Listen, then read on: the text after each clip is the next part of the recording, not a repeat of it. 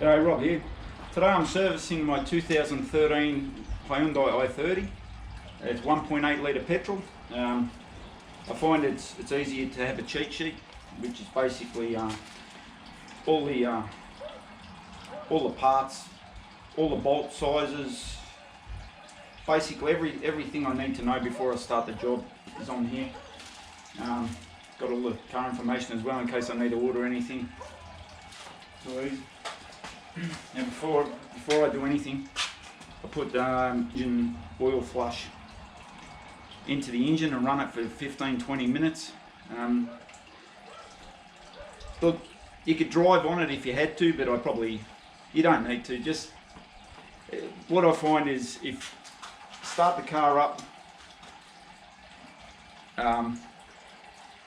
get it kind of warm, throw this in, run it for 15 minutes. The way the engine oil's nice and hot, everything's kind of where you want it to be when you're servicing a car. You don't want to service your car when the oil's cold because it's going to be up in journals and stuff that you really want to get as much out as possible, and by using this it really helps that. And if there's been any varnishing or sludge build-up or anything in the motor in the meantime, which I don't get in my engines because I do them every 10,000 Ks or usually every 9 months or 10,000 Ks. And I find everything stays clean. Yeah.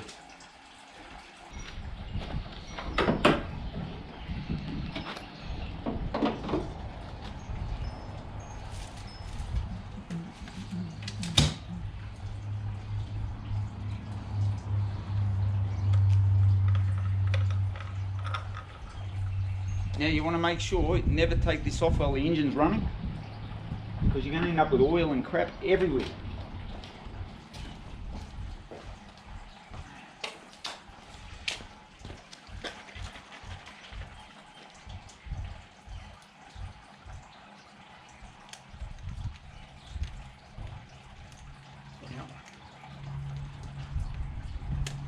Another handy tip, when you take the lid off, there's a little O-ring here. Just take that off too, because the last thing you want is that falling in your motor.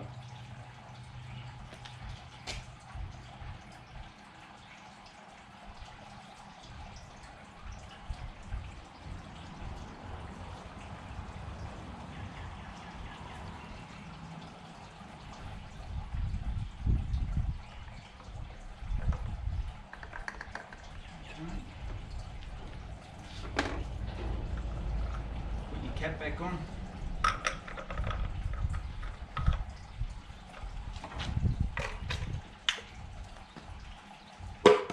Then start the car.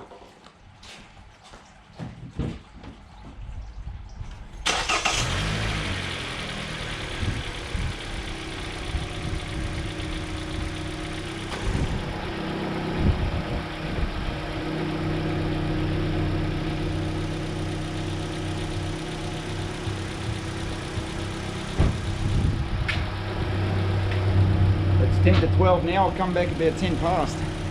Now when I first got this Hyundai, I put a aftermarket SAAS catch can on it for catching oil vapours and that, to stop it going back into the intake manifold, to just try to prevent the oil and stuff building up in the intake. I've seen it a lot in Mazdas and that, not so much in these.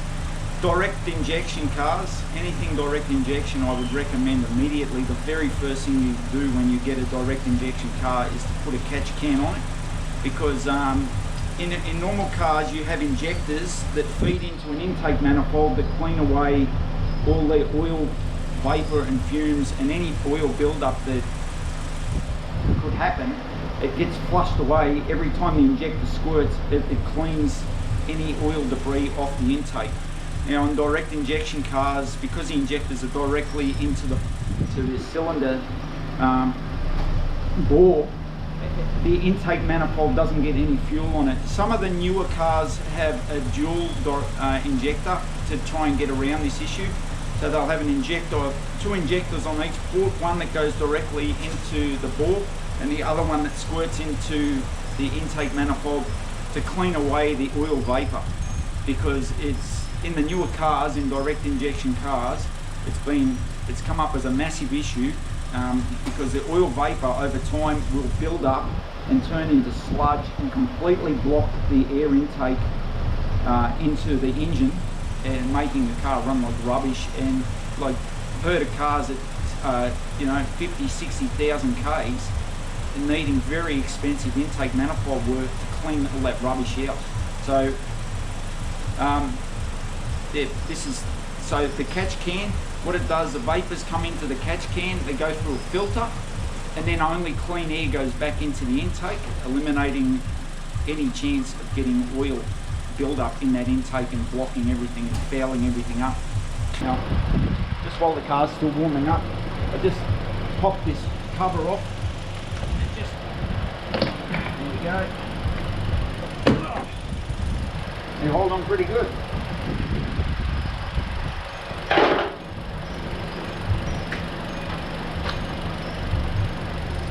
Just so when I'm filling the oil and that later, if anything spills or anything, it's easy, quick for me to get access to. I don't want to spill the oil and then have to try and rip all the covers off. And not just that, it gives me an inspection, make sure there's been no spiders or bugs or anything caught up in here, and gives me a chance to make sure everything looks good, how it should be. This is where I put the catch can. I've got a drain plug to that leading down to the bottom of the car, which I'll do the same time I'm draining the sump. Now I'm going to need to put this car up on ramps so I get easier access underneath for draining the oil and changing the filters. But most of these new cars, they've got little spoilers and stuff underneath the front of the bumpers, or they've got the engine trays and they have a lip on the front, which makes it basically the old style car ramps are impossible. They will not fit under the car. So my way around that is just use the timber off a pallet, run up the ramp, throw that under,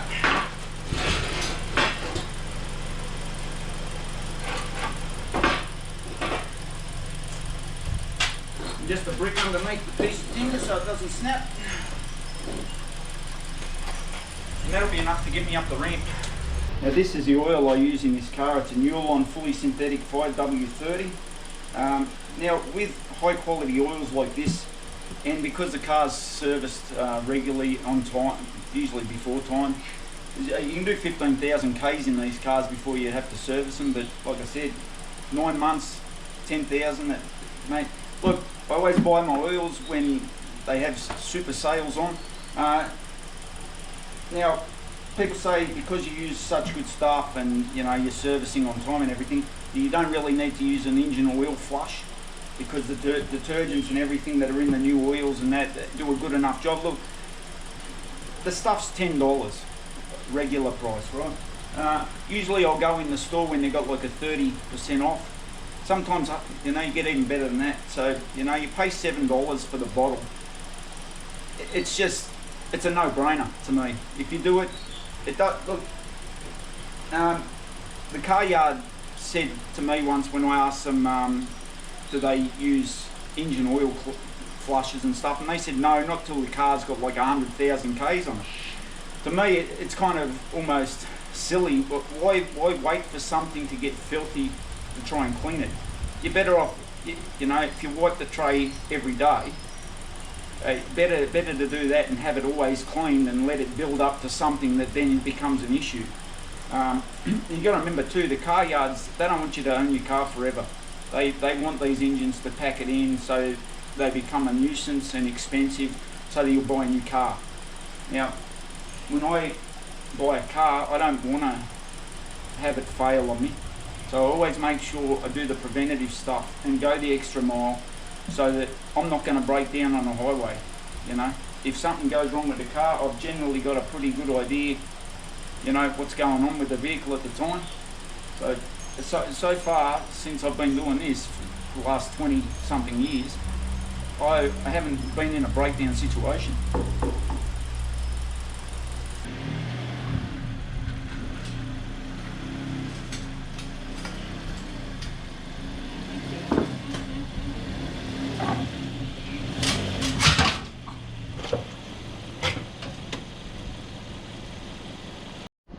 Okay, now that I've got the car up on the ramps, just loosen off the oil filler plug a bit, just so it can breathe when the oil's coming out the bottom. Sump plug 17mm.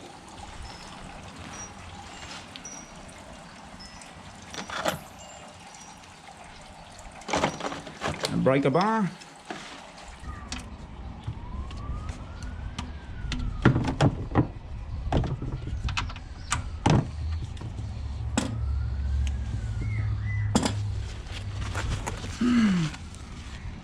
It always pays to keep a big bit of paper towel with you when you get to this point, because if it decides it's going to leak somewhere, at least you can slow it up. Now, of course, be careful because the car's just been running, so this engine oil is hot enough to cook with.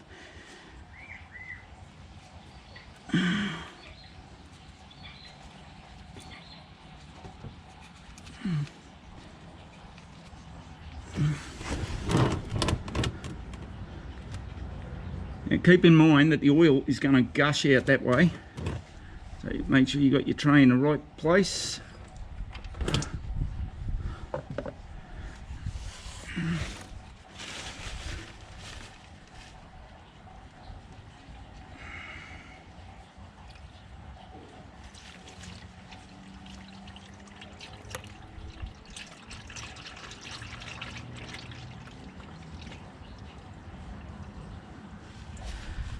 Another good thing about these cars, not unlike the Mazdas and the Toyotas and everything that require a special tool to remove the oil filter, this oil filter is just a standard one. You can just use anything if you got the vice grips or the big oil filter ones, or just a lap band or belt, or the metal ones. I've got the metal strap one that I'll use.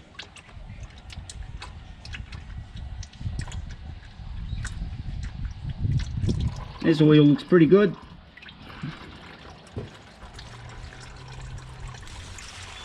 As you can see, it's nice and golden still. Very good.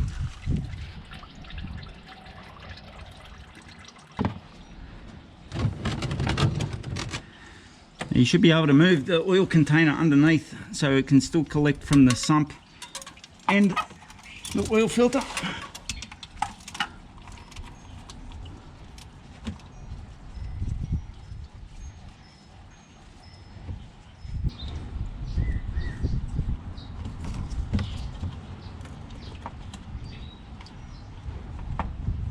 Usually once you loosen these up a little bit, you can do the rest by hand.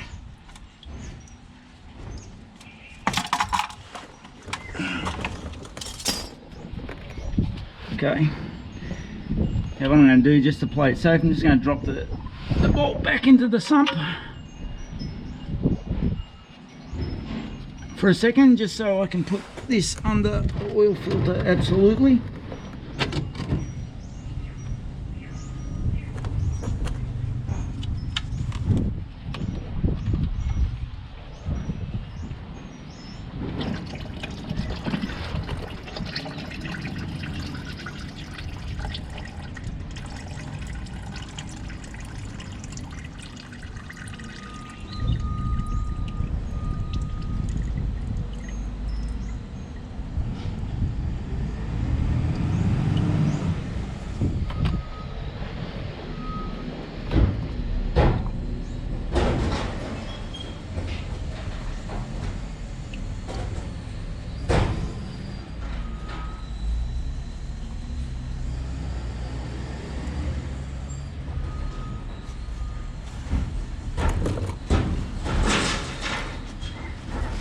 Always keeping in mind that this stuff is hot.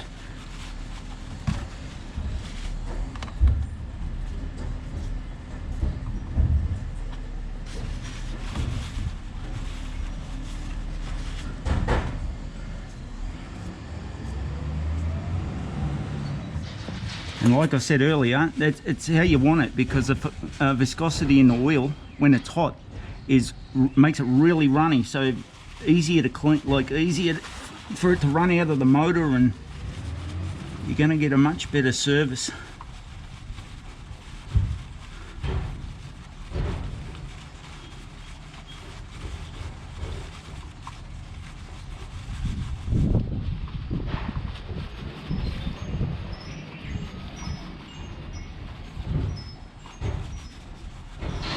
And if you're doing this at home, remember you're not on the clock. There's no hurry.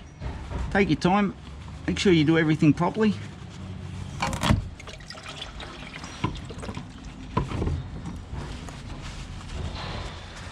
Always check the seat where the oil filter was to make sure there's no old gasket rubber or anything up there, because you want that to be pretty much perfectly clean, giving the new oil filter the perfect mating surface so you don't get leaks.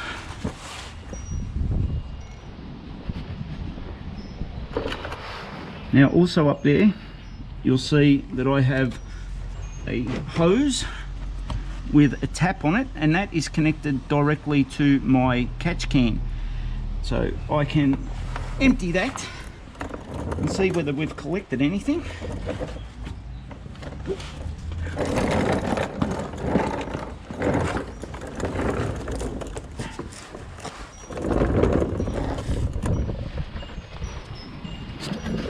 Making sure to have my oil container lined up.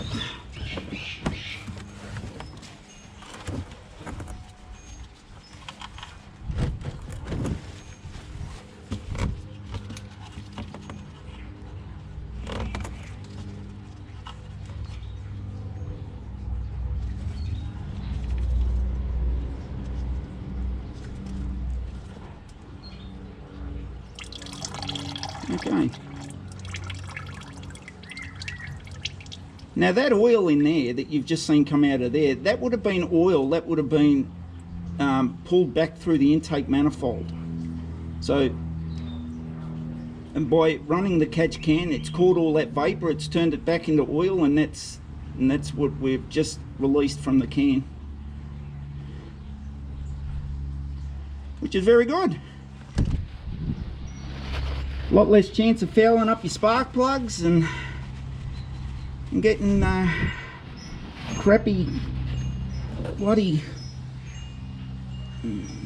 mucky oil all over the intake, because that's the last thing you want in your car. Oil all over your spark plugs.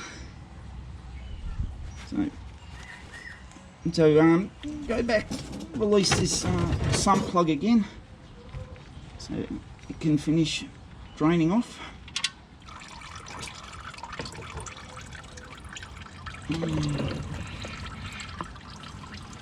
And while that's doing that, I'll go grab the new filter, which is a Z79A. Okay, so this is our new oil filter, Ryco Z79A ST. So this is the advanced one. Don't know what the ST stands for. Whatever. Oh, it's black. Very fancy. Okay. Now before installing a new oil filter, always what I do, I just grab some of the new oil I'm going to use. Just give her a shake, and that way you'll get some oil in the lid here. Put it on your finger and just coat the new rubber gasket with some fresh oil, because it will help it when you tighten it on. It's not just gonna grab on and you're gonna think it's tight when it's not. So by oiling it up, you're gonna be able to do it up much tighter, and it's gonna give it a much better seal and a hell of a lot less chance of it leaking.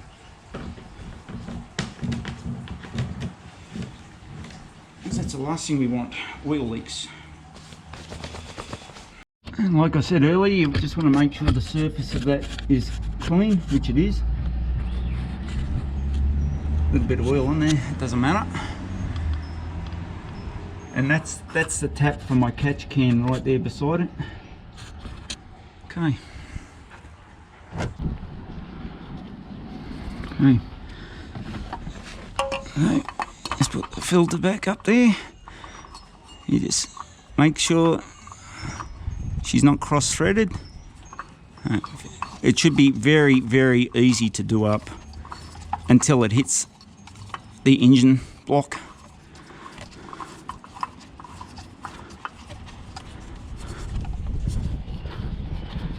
Usually once it makes contact, you just give her a quarter of a turn, and that's usually enough.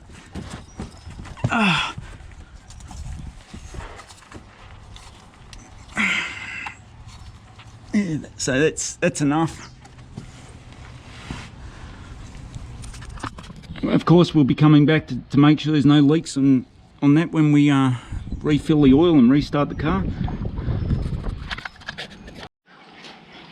Okay, the next step is your sump plug. Now, just give her a clean up, paper towel or rag or whatever. Then I like to get the wire brush and just give it a once over.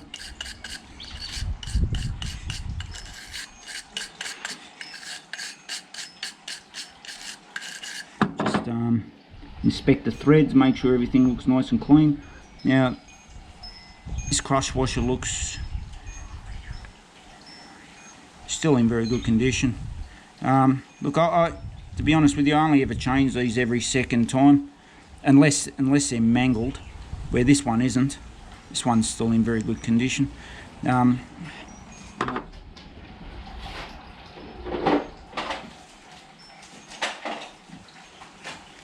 what I do before replacing the sump plug, I put some Permatex Ultra Black gasket maker. Just, mate, I've been running off this for years, this one, so I basically just have to pierce a new hole every time I want to use it now because it's pretty much buggered. So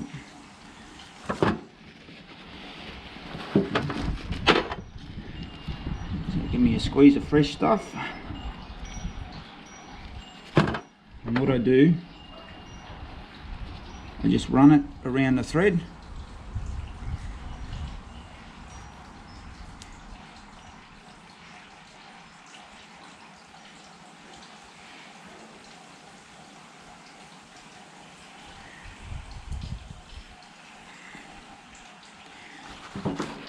And as long as I've been doing this, I've never had a sump plug leak on me, ever.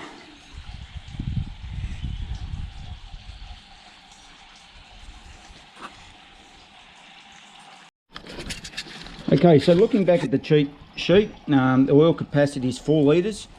Now the sump plug torque is 25 to 32 foot-pounds. So I've got my torque wrench here, and that's what we go do.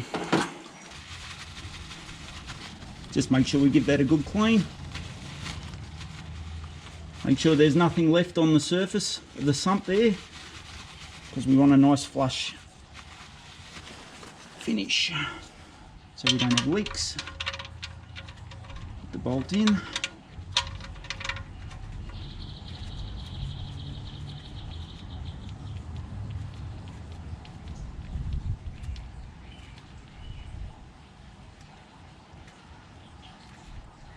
Okay. Okay, so now you got your sump plug back in. Now 32 foot-pound and your torque wrench.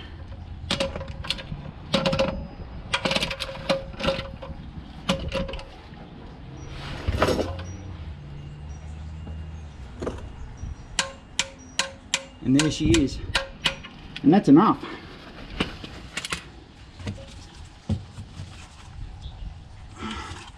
Okay. Okay, so next thing is to put oil in the car. Like I said, I use Newline fully synthetic 5W30. What I like to do, I have a spare container ready. The capacity for this engine is 4 litres, so I put 3.5 litres in a separate container.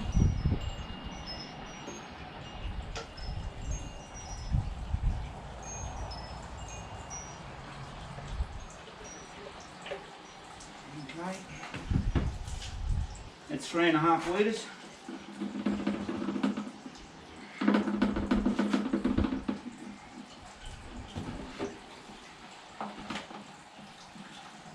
And that way, what I'll do, I'll put that 3.5 litres in the car, and then that'll be enough for me to start the car and get it off the ramps, and then I can put the last half a litre in while it's on level ground, and I can take check of where it is on the oil dipstick, because I don't want to overfill it.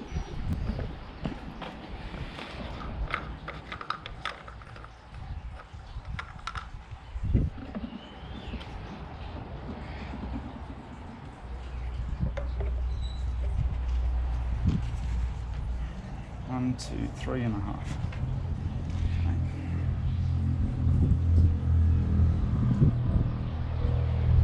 Just pour it in nice and easy. You don't want it building up in the head, in the rocker cover. Just give her a chance to run down to the sump.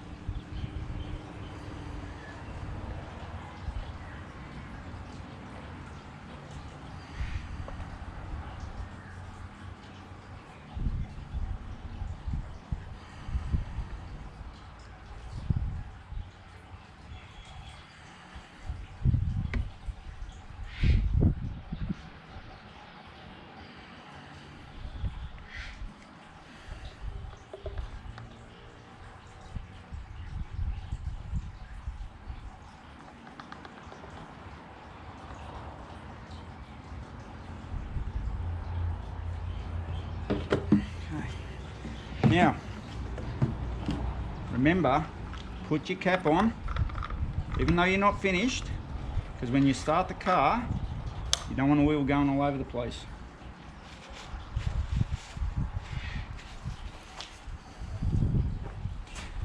So what I'll do next, just check under the car, make sure there's no leaks, because if there are any, you're going to see them now, and there's nothing there, so it's all good. Also, when I take it off the ramps, it gives the engine enough time to put some oil into the new filter and prime all that up so that I'll get a much more accurate reading on the ground.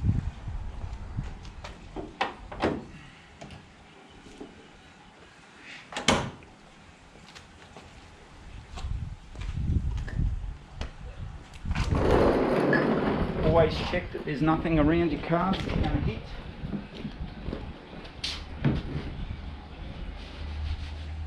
Make sure you've removed all your tools from under the car.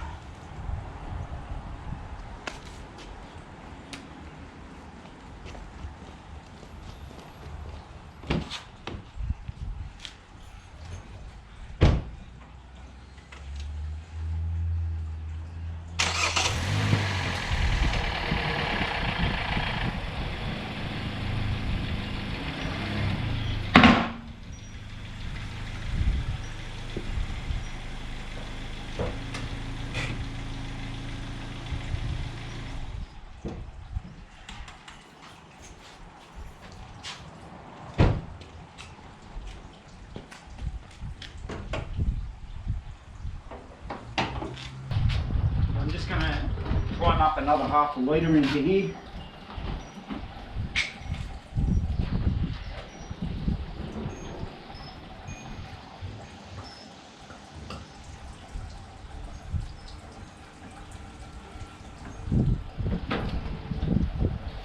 And that's it.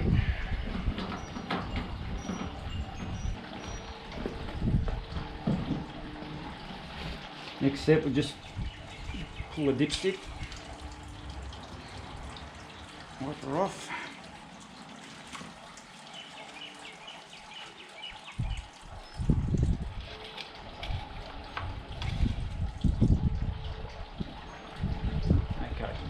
So on the dipstick, that's about halfway between low and high. So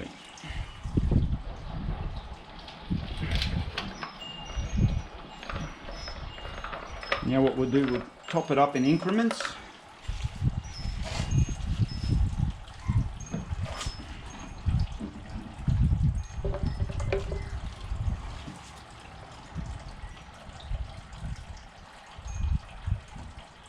So I'll put about 1/4 of a litre in.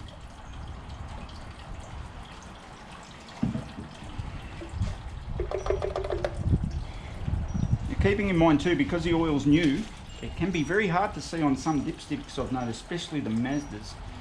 They are notoriously hard to see. Let me just clean that off again.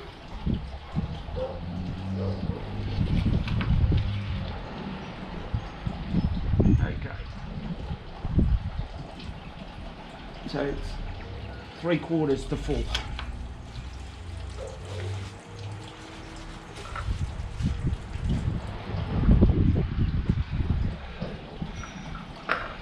Leaves me pretty confident by the time I tip the rest of this in, it's going to be right on the full.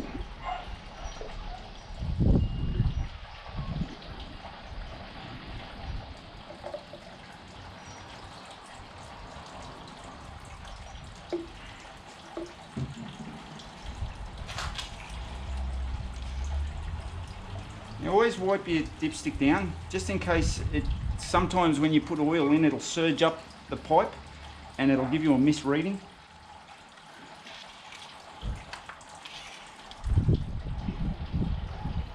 Okay, so it's 1 millimetre off full. Okay.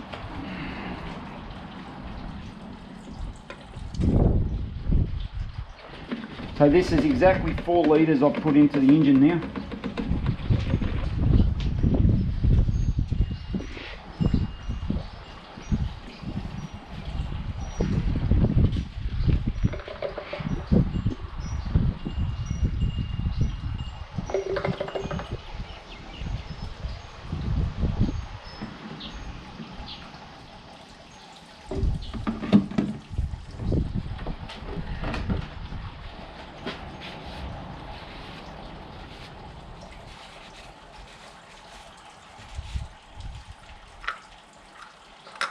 Remembering to put your oil filler cap back on. Now what we do is we start the engine, so make sure we've properly primed up the new oil filter and that the oil's had a chance to get all over the motor and get everywhere it needs to be. And then once we've done that, then we check the oil level again, and if need be, if it needs any more, we'll put it in then, and that's pretty much it for your oil service.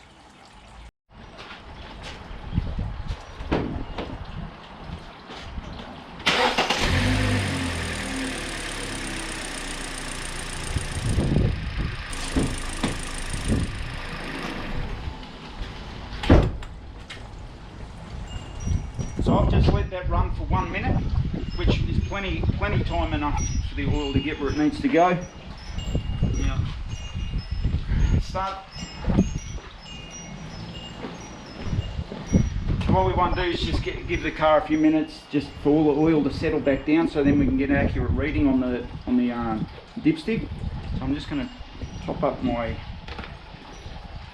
wiper washer bottle.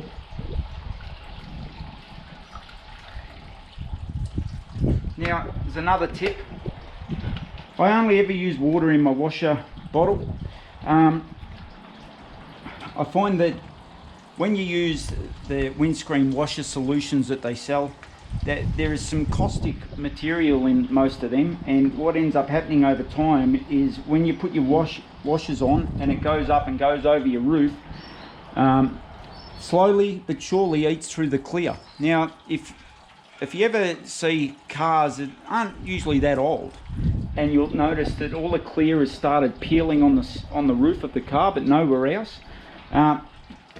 you can pretty much bet that it's the washer solution that's eating through the clear on the paint. So mate, I've never gone wrong with water, and yeah, If you need a good clean, break out the sponge.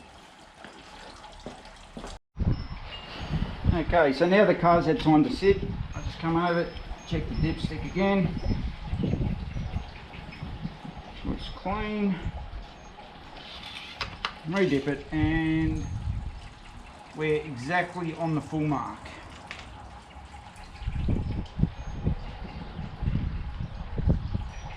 Perfect. Okay. Get the engine cover again. Now all you got to do is line up the mounts like so.